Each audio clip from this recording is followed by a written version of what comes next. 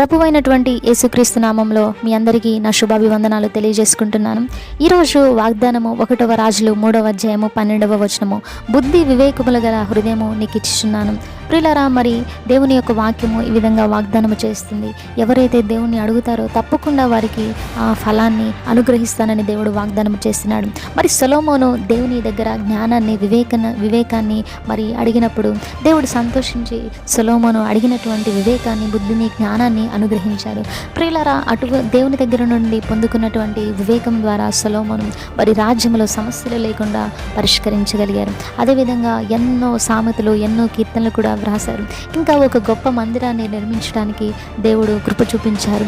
ఇంకా తన యొక్క పరిపాలనలో అందరూ ప్రజలు మరి శాంతి, సమాధానములు, సమృద్ధి అనుభవించేలా మరి పరిపాలించగలిగారు. ఇవన్నీ కేవలం దేవుడు అనుగ్రహించినటువంటి జ్ఞానాన్ని బట్టి, వివేకాన్ని బట్టి. ఒకవేళ నీ జీవితంలో కూడా నీ జీవితాన్ని ఎలా కట్టుకోవాలో తెలియటం లేదా, నీ యొక్క కుటుంబాన్ని ఎలా కట్టుకోవాలో తెలియలేదా, ఒకవేళ క్లిష్టమైన పరిస్థితులలో మరి ఎటువంటి నిర్ణయాలు తీసుకోవాలో తెలియట్లేదా, అయితే దేవుని అడుగు. దేవుడు తప్పకుండా మరి జ్ఞానాన్ని అనుగ్రహిస్తారు. ఒకవేళ నువ్వు చేస్తున్నటువంటి పనిలోనైనా కావచ్చు, నువ్వు చేస్తున్నటువంటి మరి నువ్వు చదువుతున్నటువంటి చదువులోనైనా కావచ్చు, ఏ విధమైన మార్గాలలో మీరు వెళుతున్నా దేవుని దగ్గర నుంచి వచ్చిన జ్ఞానము, వివేకము మీరు వెళుతున్నటువంటి త్రోవల్లో మిమ్మల్ని కాపాడుతూ ఉంటుంది. అదేవిధంగా దేవుని యందు విశ్వాసం ఉంచండి, దేవుని అడగండి.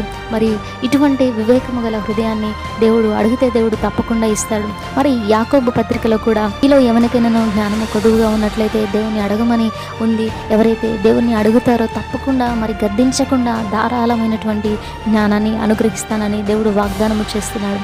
దేవుడు మరి దేవుని యొక్క వాగ్దానాలు నమ్మదగినవి.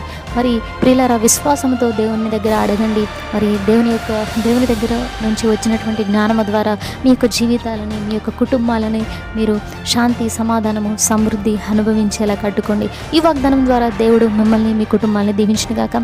ఈ రోజంతా దేవుని యొక్క కృప మీకును మీ కుటుంబానికి తోడై ఉండనుగా.